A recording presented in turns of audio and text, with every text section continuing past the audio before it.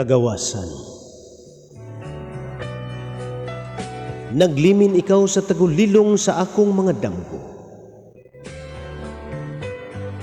Balik saysay sa imong kagahapon, nga nagbilig lama sa panahon.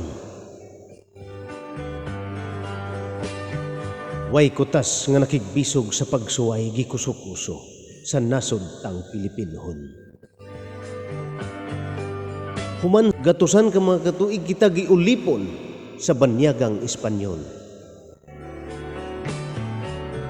Karon, inanayg mi pasunding ang katamis sa paghandom. Hunyo 12, 1898. Didto sa panimalay ni kanhi Pangulo Emilio Aguinaldo sa iyang pahudlayan Kawit, Cavite.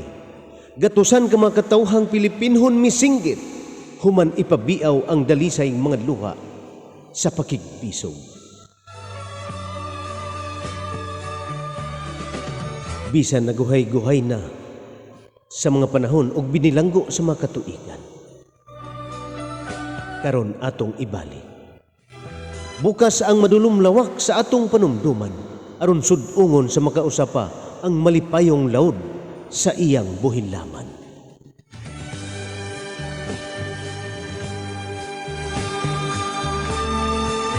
Ug karon sa nagsulimbad nga kahimatngon akong gianinaw,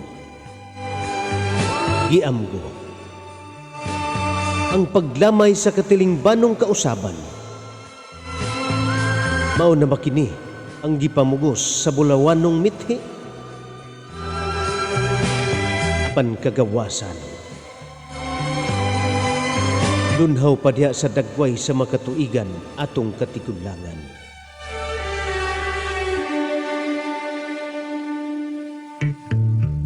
Giahog luha singot ug dugo, unya diha sa kagabhion sa ilang mga pagbakho. Gihanduraw ang nagbaha nga mga dugo, nakigbisog sa kinabuhi ug kamatayon. Apan way sapayan ang tanan.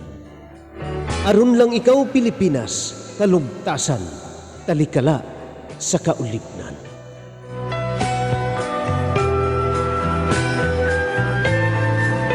Sa